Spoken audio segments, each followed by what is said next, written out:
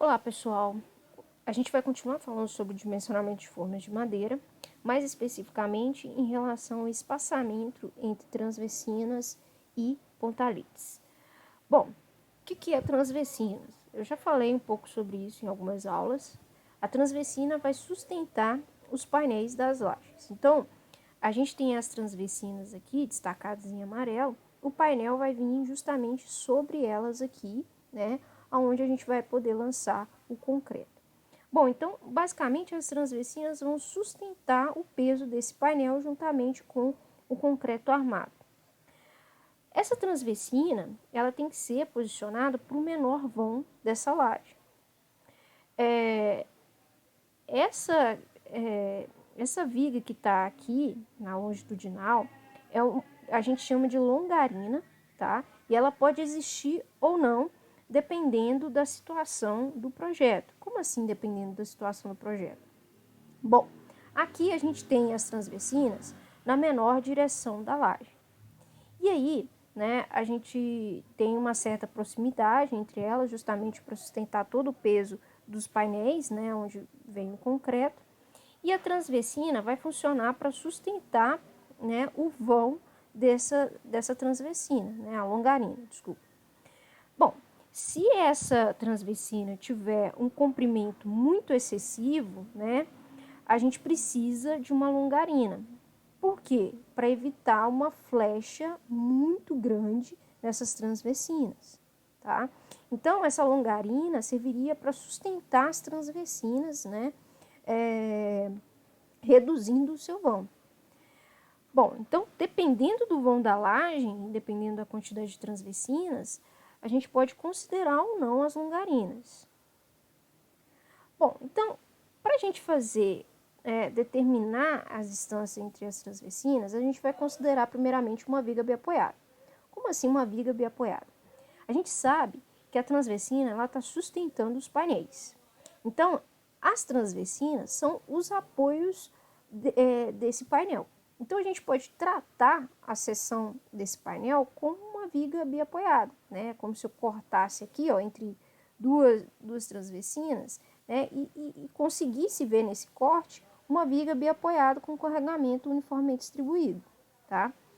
Então, nesse vão dessa viga, né, que eu estou tentando representar, vigas entre parênteses, né, que seria essa distância aqui entre esses dois apoios, que seria a minha transversina, eu tenho uma distância que é justamente o espaçamento entre minha transversina.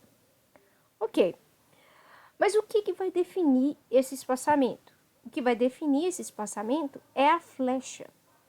Por quê? A flecha do painel, ele é muito significativo e ele é o ponto crítico do meu sistema.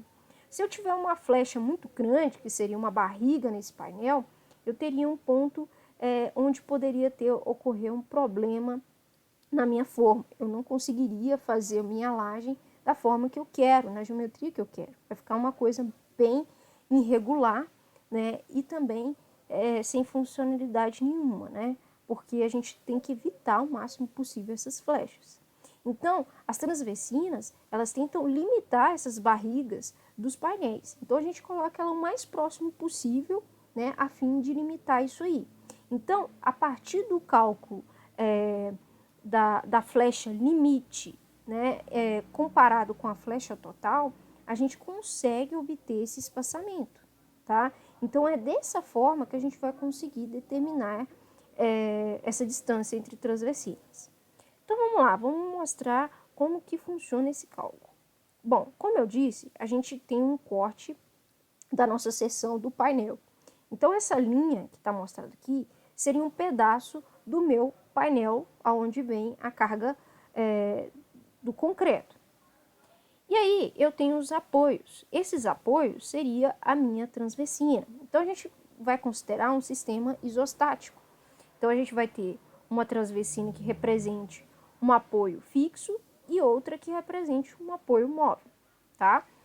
Isso é só representativo para simplificar o nosso cálculo. Bom, então, a gente tem uma distância entre esses apoios que a gente chama de LT, que é justamente o espaçamento entre as transversinas.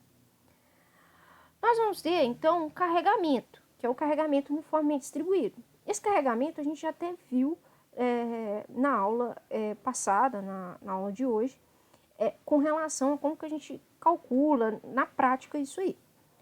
Mas o carregamento que a gente viu era um carregamento distribuído numa área. Aqui o carregamento está distribuído em uma linha. Então a gente precisa transformar esse carregamento que estava em uma área em uma linha. Uma outra observação que a gente também tem que tomar é que eu estou calculando flecha. E se eu estou calculando flecha, eu tenho que utilizar a carga que a gente calculou da combinação do estado limite de serviço, tá? Então, é o estado limite de serviço que eu estou analisando. Portanto, o meu carregamento, esse carregamento distribuído, que é um carregamento de linha, ele é dado por PD, né, que seria uma carga de cálculo. E ela é dada pelo estado limite de serviço, tá? Não esqueçam isso. Então, essa carga ela vai ser igual ao carregamento que a gente calculou na combinação do estado limite de serviço, né? A gente pegou a carga do concreto, né? O peso próprio do concreto armado e somou com 1 kN por metro quadrado, que era a carga de serviço para essa combinação. Então, é essa soma que é esse QD LS, tá? Então, esse QDLS é a carga de combinação do estado limite de serviço. E esse B? Bom, eu tenho que colocar esse carregamento em uma linha. Essa carga aqui é uma carga por área. Eu sei que isso aqui é o meu painel. Então, é uma largura unitária, porque eu peguei uma parte, eu delimitei o meu painel em um ponto onde que eu não tenho um valor exato. Né? Eu sei as dimensões do meu painel, mas eu estou fazendo uma representação simplificando o meu cálculo. Então, eu não posso usar o valor total daquele painel. Então, eu vou usar uma largura unitária daquele painel. O que seria uma largura unitária? Seria 1 metro. Tá? Então, eu tenho aqui a representação do meu painel em seção, tá? que é justamente essa seção que a gente está considerando aqui nessa viga biapoiada. Eu teria um carregamento B, uma largura B, tá? Desculpa, não seria essa seção aqui não, desculpa, seria a seção longitudinal. Eu não sei qual que é o comprimento desse painel, tá? Então, eu estou considerando um valor unitário para simplificar os meus cálculos. Então, eu considero 1 metro, tá? E eu tenho a espessura desse painel que a gente sabe, né? Que a gente tem definido no início do nosso projeto, tá? Então, eu vou sempre usar uma largura unitária de 1 metro. Perfeito. Já tenho todos esses valores definidos, eu vou, então, para o cálculo das flechas limites. Primeira coisa que a gente sabe, é que o deslocamento, a flecha total, devido ao carregamento, né, da combinação da solicitação, né, de serviço, é dada por U total.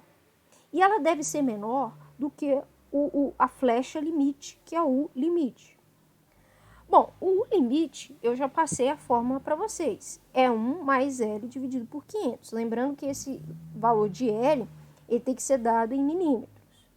Bom, o U total, ele é dado por essa equação aqui, tá? Então, quando a gente trata de vigas com carregamento distribuído, a gente sempre utiliza essa equação de flecha.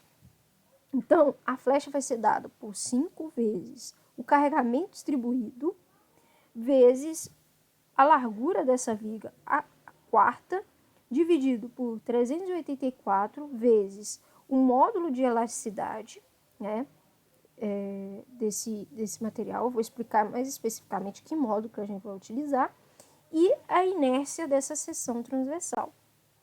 Bom, e eu tenho o meu U limite, que é 1 mais o comprimento dessa viga dividido por 500, né? Então, eu tenho o comprimento que é LT. Bom, o PDLS, a gente já sabe como que calcula, né? Então, a gente já sabe que é esse valor aqui. O LT é o que a gente procura, tá? E a gente vai ter nos dois lados da equação, né? Se a gente analisar essa equação aqui, né? Lembrando que o total deve ser menor ou igual que o limite. Então, a gente vai utilizar essa igualdade para determinar o LT, ok? E aí, a gente vai determinar o mínimo que esse LT, ou o máximo que esse LT deve possuir. Bom, então, o que a gente precisa determinar aqui, definir aqui, é o módulo de elasticidade e a inércia. Bom, então esses valores eu ainda não disse como que a gente calcula, né? Bom, o módulo de...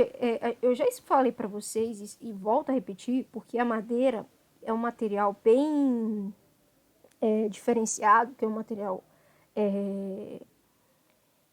natural, né? A gente vai ter diversos módulos de elasticidade. E como a gente está tratando de uma viga, a gente está tratando mais especificamente de uma flexão, tá? Então, o que predomina numa viga é a flexão e o que predomina numa laje é uma flexão. Então, laje em viga, flexão. Sempre a gente imagina flexão, tá? É claro que a gente tem um cisalhamento, mas o que predomina, né, o que preocupa nesses dimensionamentos é sempre a flexão.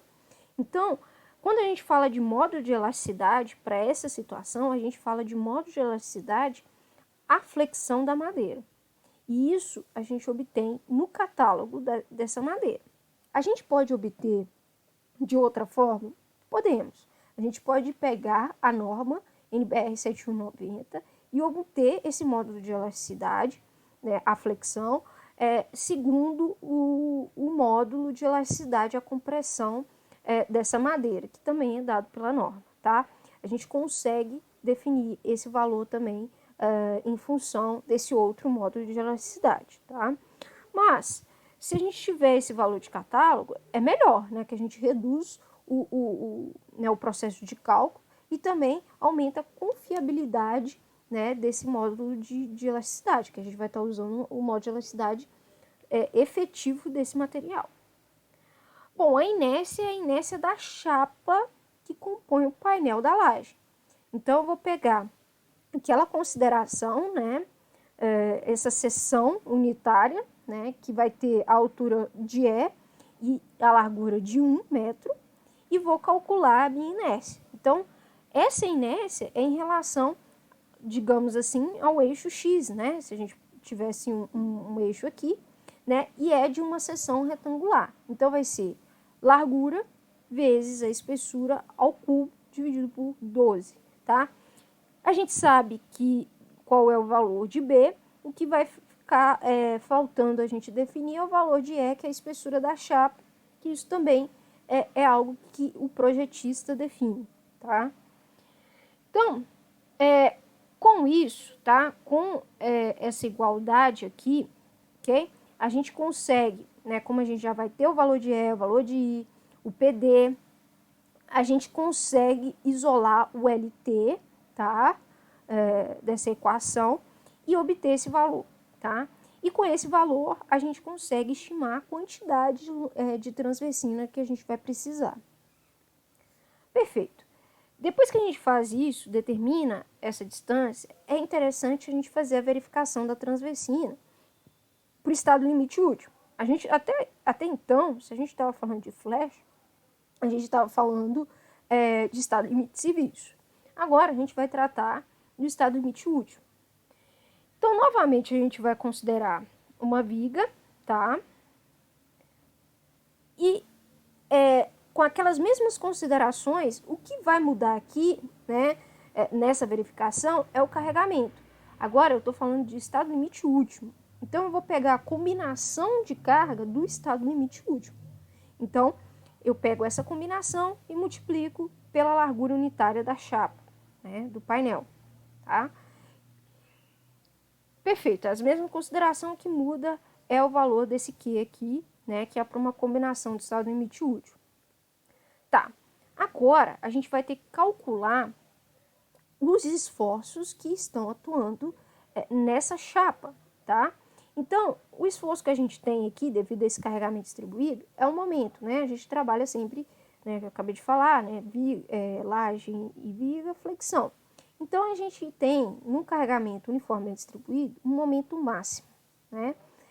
Isso a gente pode obter no diagrama, né, dessa viga biapoiada, ou a gente pode obter por essa equação, tá? Lembrando que a gente tem que pegar o máximo, né?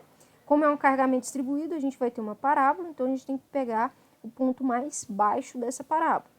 Então, esse cálculo ele pode ser feito por essa equação, onde eu pego a carga, carregamento distribuído, multiplico pela, desculpa, pela largura desse carregamento ao quadrado, divide por 8. Então, eu vou obter o momento máximo. Esse momento máximo, eu consigo definir qual que é a tensão normal devido a esse carregamento máximo, tá? E como que é dado essa tensão?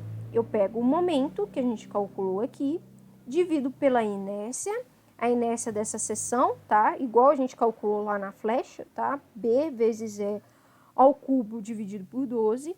Multiplico pela espessura da chapa, divido por 2. Eu vou ter essa tensão. Perfeito. E aí, eu faço comparação.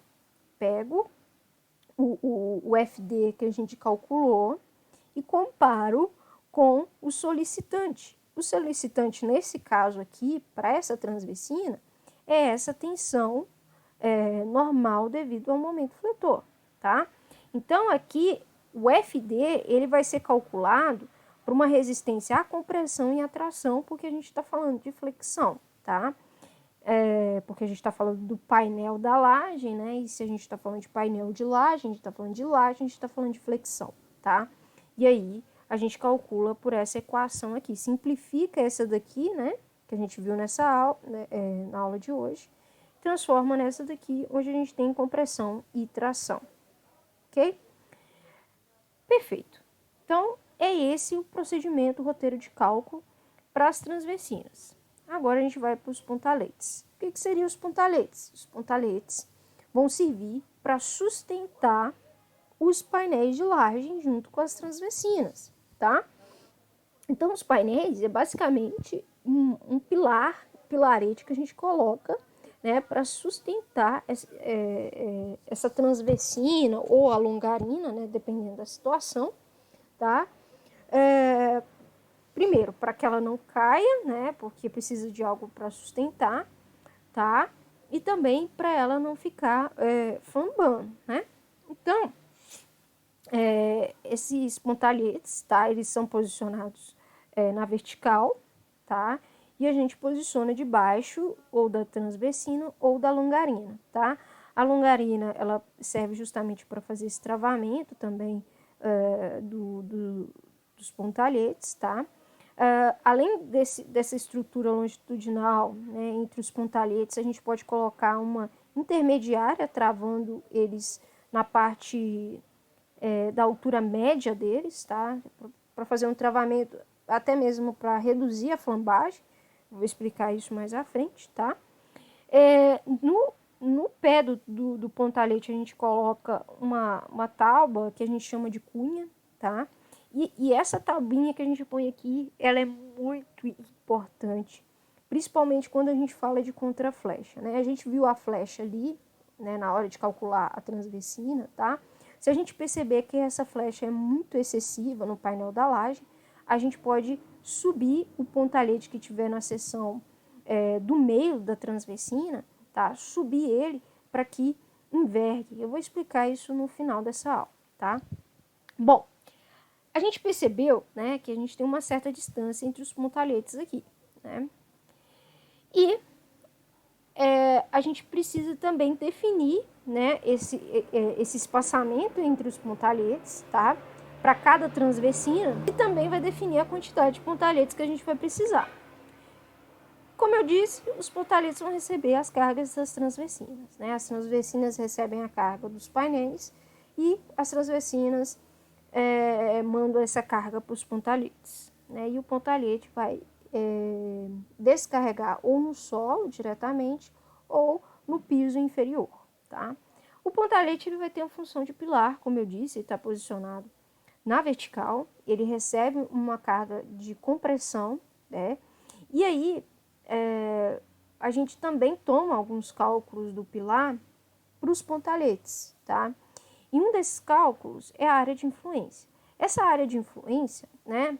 Por exemplo, se eu tiver um pontalete bem no meio aqui dessa seção, tá bem aqui no meiozinho aqui, né, dessa transvesina, a área de influência vai ficar entre essas duas transvesinas aqui, né, que forma um retângulo, né? Então, seria essa largura vezes essa altura, né, desse retângulo.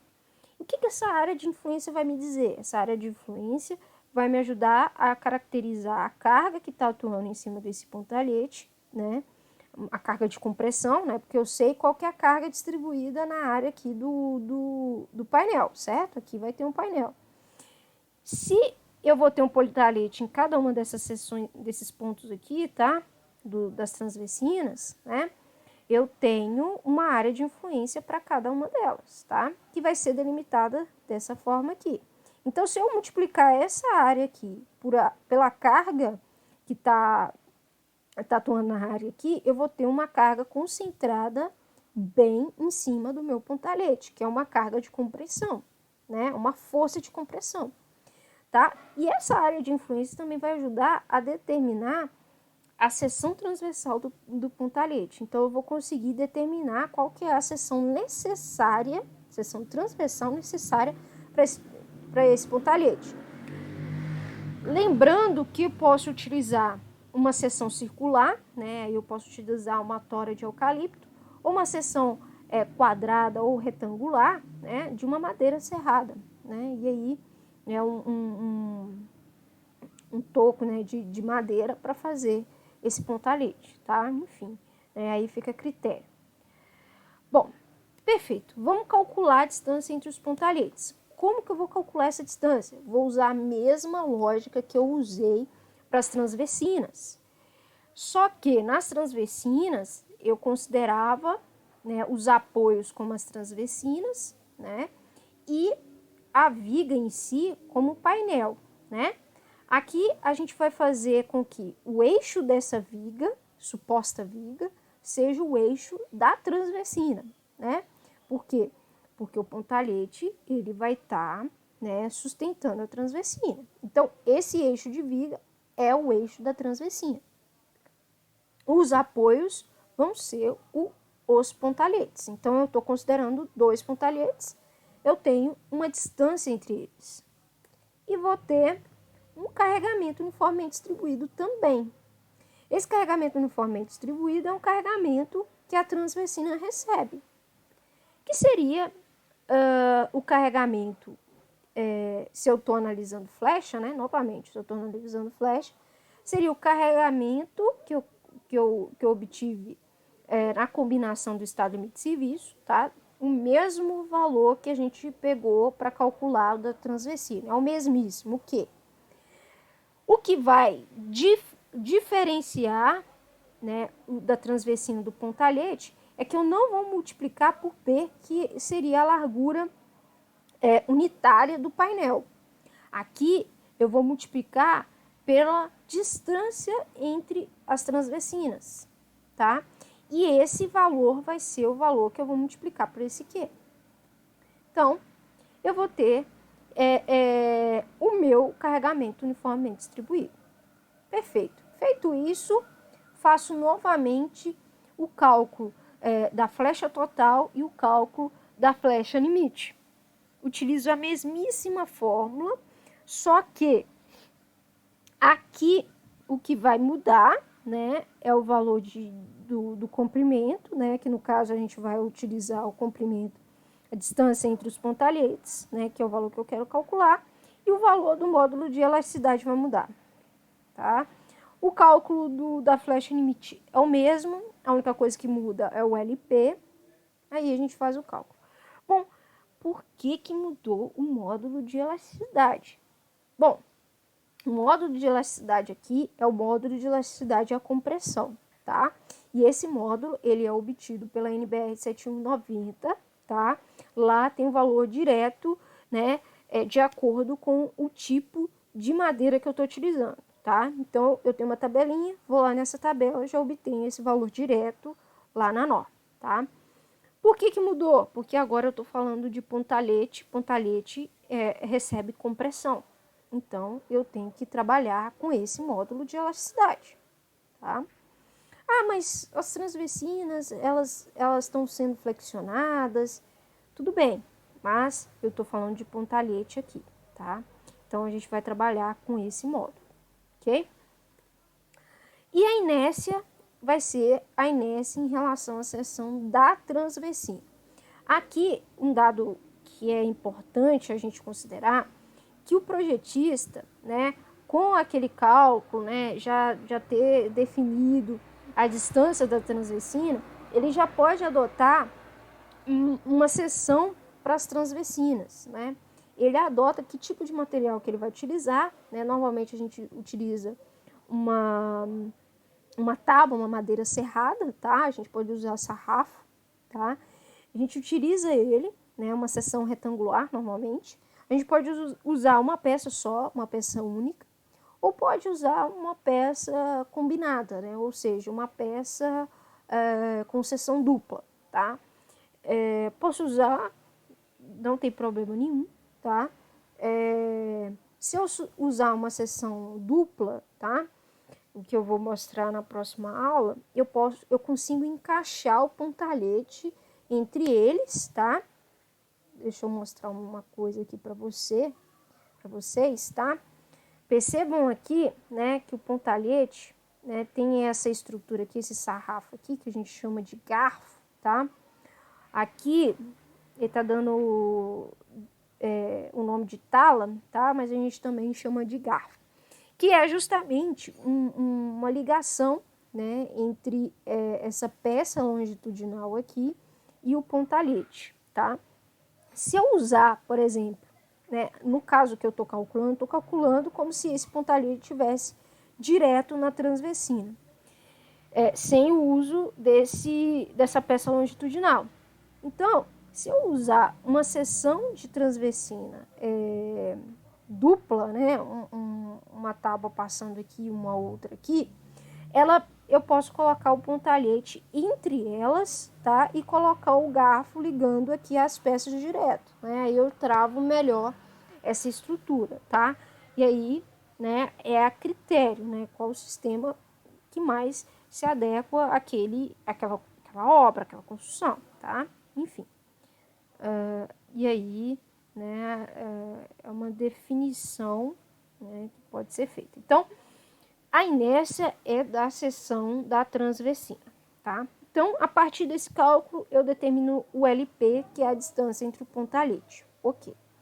Vou para o cálculo da verificação dos pontalhetes, né? Novamente, utilizo o carregamento sobre a transversina. O carregamento aqui também é a combinação do estado limite último, é o mesmo que a gente utilizou lá na transversina, com um diferencial que aqui eu vou multiplicar por LT, que é a distância entre as transversinas. Ok. A verificação ocorre da mesma forma, no mesmo roteiro. Vou ter que calcular o momento máximo, tá? Para essa viga biapoiada. Calculo da mesma forma, tá? O que muda é o valor aqui de LP, aqui saiu errado, tá? Aqui é LP, ok?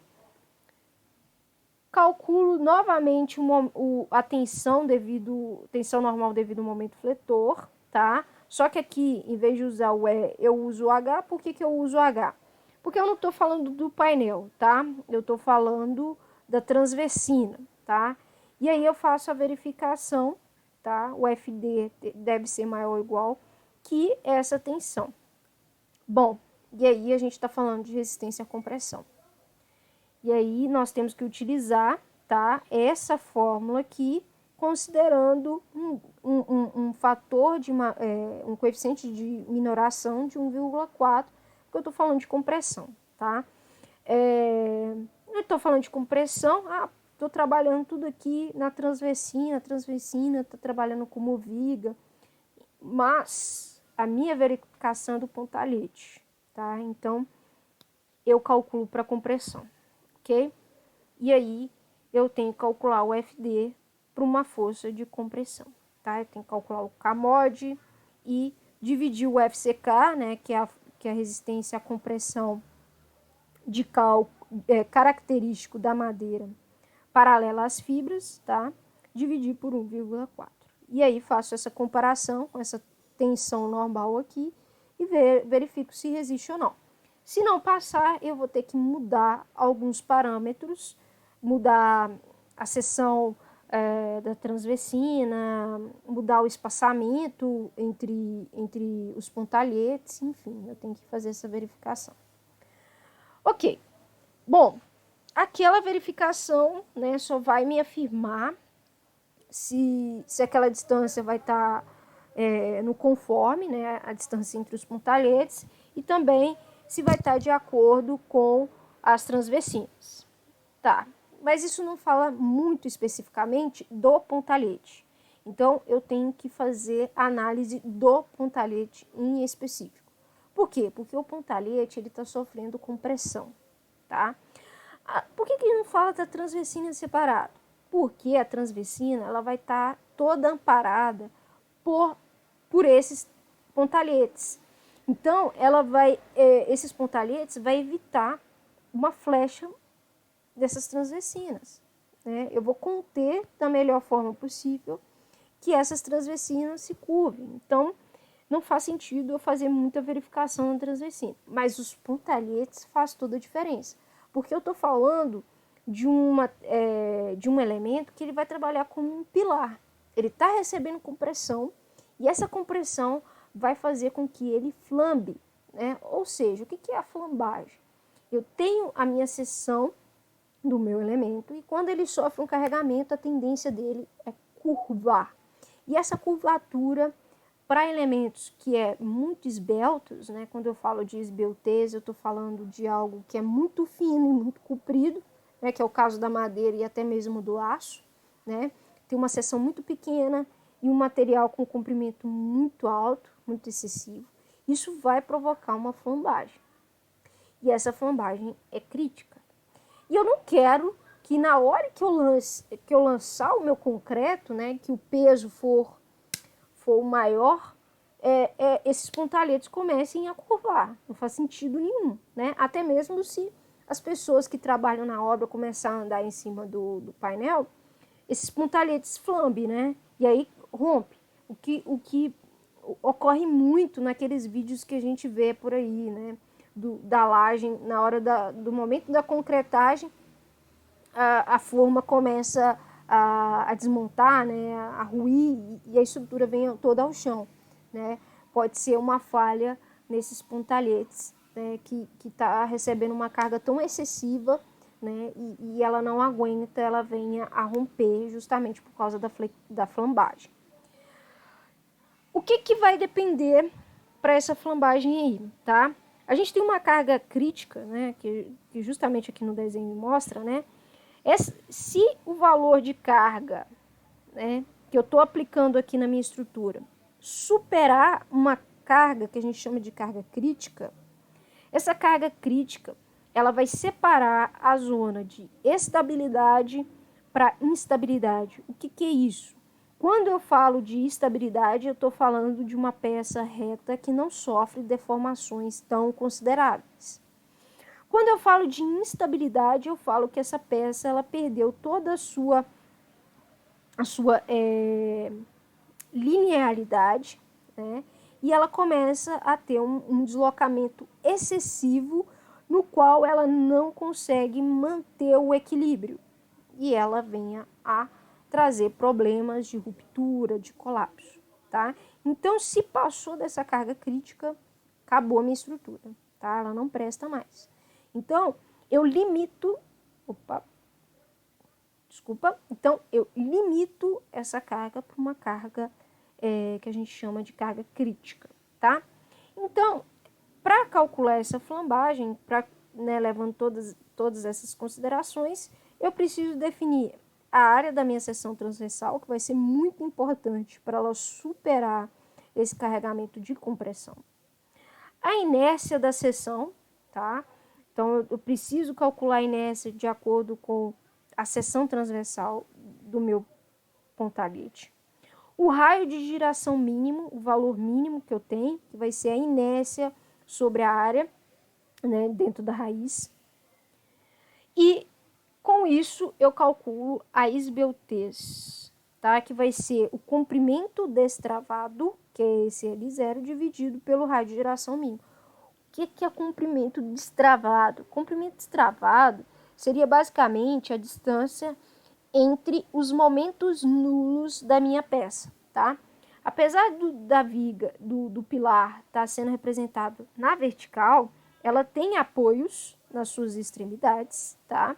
E com esses apoios, eu também consigo traçar um diagrama de esforços aqui, né? Esforço cortante, momento fletor, tá? E esse esforço de momento fletor, né, vai ter momentos nulos, né? Se for um pilar biapoiado, né, apoio do primeiro e do segundo gênero na extremidade, eu vou ter momentos nulos na extremidade, né? E, consequentemente, né, o comprimento destravado dessa peça seria o seu próprio comprimento, tá? Depois vou mostrar isso mais claro, não sei se vocês viram em estruturas 1, tá? Mas esse comprimento destravado, ele vai ser importante para essa esbeltez, tá? O raio de giração é justamente para ver, né, esse giro aí da peça. Bom, a esbeltez ela é importante porque ela vai definir se a peça ela é muito esbelta ou ela é pouco esbelta. Se ela for muito esbelta, a gente está tratando de um caso muito crítico. E aí há um rigor maior com relação ao cálculo dessa peça. Se eu estou falando de uma peça com pouca esbeltez, eu estou falando de uma peça muito robusta, tá? Para um comprimento muito baixo. Então, a gente não tem uma preocupação tão grande com relação ao dimensionamento. Ela vai resistir muito bem e não vai ter problemas muito grandes com flambagem, ok? Bom, perfeito. Dito isso, as peças de madeira são peças que são esbeltas por natureza. Eu tenho uma seção transversal relativamente pequena, com comprimentos bem grandes, bem consideráveis. Então, a gente tem uma certa preocupação com essas peças com relação à esbeltez, como a gente tem também com estruturas metálicas. Bom, então, em concreto, a gente também tem essa preocupação, tá? Mas nessas peças, essa preocupação, nesses materiais, essa preocupação é um pouco maior. Bom, então, considerando mais efetivamente a esbeltez, tá? A norma NBR 7190, ela vai dividir, né, o cálculo para essa compressão desses elementos de acordo com o valor de esbeltez. Então, se eu tenho um valor de lambda, né, que é a minha esbeltez que eu calculo lá, se ela for menor ou igual a 40, eu tenho uma peça curta. Essa peça curta, ela não tem muito problema com a flambagem, desculpa. Por quê? Porque ela vai ter uma seção transversal considerável, ela vai ser robusta, vai ter uma altura relativamente curta, tá? Que não vai provocar uma tendência de curvatura muito excessiva. Portanto, a gente vai trabalhar com o dimensionamento para uma flexocompressão. Pô, professor, por que flexocompressão? A gente está falando de compressão. Flexo vem de flexão. O que isso tem a ver com compressão, né? Não tem nada a ver. Bom, o problema, né, de pilares, né, é mais evidente na compressão, com certeza. Só que a compressão pura, ela só ocorre quando a força ela é aplicada bem no centro de gravidade da peça. Só que na engenharia, na prática, isso não acontece. A gente não consegue provocar uma força, uma carga concentrada bem no CG dessa peça. A gente não consegue isso. Há o que a gente chama de excentricidade, né, uma distância entre a aplicação dessa carga até o centro de gravidade. E essa distância vai provocar o momento fletor. Então, toda peça, todo pilar, a gente trabalha com flexocompressão. E na madeira, isso é evidente. Então, para calcular a resistência dessa peça, a gente utiliza essas duas fórmulas. Poxa, que fórmula gigantesca! Realmente, é fórmula gigantesca. Mas, a gente não costuma trabalhar com peças curtas. Tá? Então, já minimiza aí um pouco o trabalho de vocês. Então, a gente tem uma parcela ao quadrado, mais essa parcela que leva em consideração a tensão normal devido ao momento, tá? E nós temos também a tensão normal devido ao momento em relação ao eixo X e outro em relação ao eixo Y, tá? Como nós temos o problema, né? A gente tem duas direções aqui, X e Y, nessa seção, né? A gente considera um efeito maior em um eixo, né? Que está considerando maior o X, né? E menor o Y, né? Por isso multiplica por 0,5. E a outra a gente está considerando maior em Y e menor em X, tá? Por isso essas duas equações, tá? Mas se perceber, né, no cálculo da tensão devido ao momento fletor em X for muito maior do que o Y, nem precisa fazer essa segunda aqui não, né? Só faz essa primeira, né? Se aqui atende, consequentemente essa aqui também vai atender, tá? Então essa soma toda tem que ser menor ou igual a 1, tá? É uma combinação de esforço, porque eu estou falando de flexocompressão. Eu vou ter uma parcela de compressão e as demais devido ao momento fletor, tá? Então, eu tenho uma tensão normal devido à compressão, né? Sigma NC de cálculo. Isso é devido ao esforço solicitante, né? Eu pego a carga, né? Que eu vi de solicitação, das combinações de solicitação, e divido pela área da seção, tá? Eu tenho essa tensão. A tensão normal devido ao momento fletor, esse sigma mx e my, eu calculo igual a gente estava calculando, né?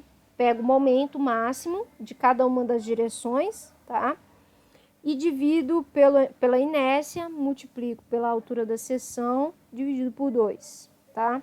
É aquele cálculo que a gente fez lá, né, para verificação no estado limite último, tanto do pontalhete quanto da transversina, tá? Ah, professora, mas essa direção X e Y, por quê? Direção X, eu tenho uma transversina passando, né, no sentido longitudinal, e a outra no sentido transversal. Então, eu tenho essas duas situações. Ah, mas uma não existe. Aí melhorou, porque aí eu cancelo uma parcela aqui. Simples assim, tá? E eu tenho a resistência de cálculo com pressão paralela às fibras da madeira. Então, esse daqui é a resistência do material que a gente calcula com aquela fórmula de Kmod vezes FCK dividido por gama WC, tá? Bom, isso aqui a gente não vai utilizar muito. O que a gente utiliza muito é essa peça medianamente esbelta. É essa que vai nos interessar e é essa que a gente vai tentar colocar as nossas peças. Ou seja, a nossa peça vai ter que ter uma esbeltez entre 40 e 80. É o ideal para se trabalhar. É o melhor para se trabalhar. Então, aqui nós também vamos trabalhar com flexão com pressão, tá? Então, a gente vai trabalhar com essa forma. Nossa, simplificou muito, né? Então, a gente vai ter a tensão normal devido ao momento fletor de cálculo, dividido pela resistência à compressão da madeira, mais a tensão normal de compressão de cálculo, dividido pela resistência dessa madeira à compressão. Isso tem que ser menor ou igual a 1, tá? Então, aqui nós temos, né, as definições de cada um, tá? Para um detalhe importante, tá? Que esse sigma MD, aqui foi 2 vezes, né? Aqui eu corrigi, tá? O sigma MD, tá? Ele vai ser um só, ok? E a gente vai calcular esse sigma MD de acordo com o valor de MD. Ah, professora, mas você falou que o MD a gente calcula conforme a gente tinha visto lá. Isso para peça curta. Aqui a situação é outra. O MD ele vai ser calculado dessa fórmula aqui. Eu vou pegar o MD igual ao esforço normal, força normal, vezes uma excentricidade, uma distância, que a gente chama de excentricidade de cálculo, ED. Esse ED é um valor muito importante nos pilares, como eu havia dito para vocês. Por quê? Porque a carga normal ela não se encontra no eixo central da peça, no centroide da peça. Na verdade, ela está aplicada a uma certa distância desse CG, né, que a gente chama de excentricidade. Aqui nós temos uma excentricidade em relação à direção da altura da seção e outra da largura da seção. Então, a gente chama essa distância de excentricidade. E aí, nesse caso aqui, a gente tem duas, tá? Nesse sentido e nesse outro sentido, tá? Bom, então, o ED, na excentricidade de cálculo, nesse caso, ela vai ser calculada dessa fórmula aqui. Eu vou ter uma excentricidade de primeira ordem, que a gente chama, tá? Que é uma análise de cálculo. E aí, a gente vai multiplicá-lo por essa força aqui. O que seria esse FE? Esse FE é justamente a minha carga crítica. Eu não disse para vocês que nós temos uma carga limite antes do meu elemento flambar? Então, é esse valor de FE. E a gente tem uma fórmula específica para calcular ele. A gente vai dividir ele por FE menos ND, né? Eu vou pegar esse FE e subtrair pela força que está atuando na seção do meu elemento comprimido. Bom, então, vamos lá. O que é esse E1? E1 é a excentricidade de primeira ordem, tá? Que é dado por essa equação. M1D dividido por ND mais L0 dividido por 300. Esse M1D, tá? Aí sim, seria o momento máximo que a gente calcula para esse elemento, tá? E aí a gente pode calcular dessa forma aqui, pegar a carga que está atuando no elemento e multiplicar pelo seu comprimento ao quadrado dividido por 8. Aí eu vou ter o M1D. Esse cálculo é simples. O ND, eu já falei como que a gente calcula. A gente pega a força, né, que a gente calculou lá de compressão e divide pela área, tá? A gente tem o ND. Na verdade, o ND é a força, né? Desculpa, que a força dividida por área é tensão, tá? Então, o ND é a força que eu calculo lá. O que eu vou... Para eu ter um ND, né, eu tenho que dividir pelo coeficiente de minoração, tá? O L0, né, eu já disse, é o comprimento extravado dessa peça, dividido por 300, tá? Isso aqui é para eu ter uma curvatura máxima desse elemento, tá? Bom, o que é a carga crítica? É o meu FE. Π ao quadrado vezes o modo de elasticidade efetivo vezes a inércia da seção dividido por L0 ao quadrado. Esse vai ser a minha carga crítica, tá? O módulo que a gente vai utilizar é o módulo de elasticidade paralela às fibras com o valor efetivo.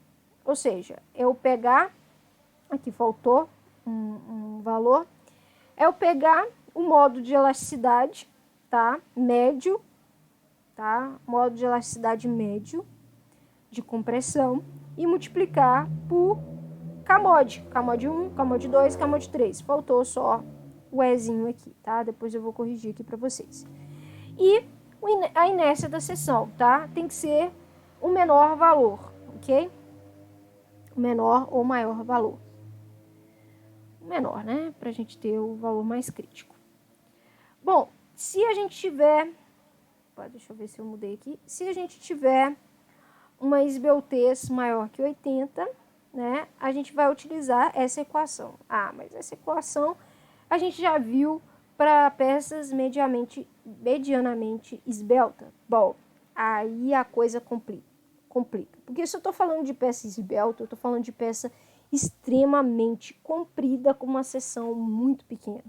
E aí eu vou ter que calcular um efetivo, tá? Onde eu vou acrescentar na minha fórmula esse que é uma excentricidade suplementar. O que seria essa excentricidade suplementar? Ela vai considerar as irregularidades da madeira. Então, eu vou ter que, novamente, né, considerar os efeitos da madeira. E esses efeitos são bem complexos, tá? Então, o que eu recomendo para vocês? Se vocês encontram uma peça muito esbelta, volta o cálculo e aumenta a seção do pontalhete. Ah, eu adotei uma seção quadrada X por X, deu uma peça esbelta. volta o cálculo e aumenta a seção do pontalhete. Usa um valor maior, que aí você vai cair numa situação onde eu vou ter uma peça medianamente esbelta, que é a melhor para a gente tratar, né? O melhor mesmo seria uma peça curta, tá? Mas não é interessante devido ao custo, porque eu vou ter uma peça muito robusta. Então, é melhor trabalhar aqui em peças medianamente esbeltas, tá? Recomendação para vocês, trabalhem com peças medianamente esbeltas. É o melhor para se fazer, tá? Então, se vocês acharem uma peça muito esbelta, volta o cálculo, tá? Não calcula o que tem para frente, tá? Não calcula isso aqui, para aqui, tá? E volta no cálculo e aumenta a seção do pontalhete, tá? É uma recomendação que eu falo para vocês, ok?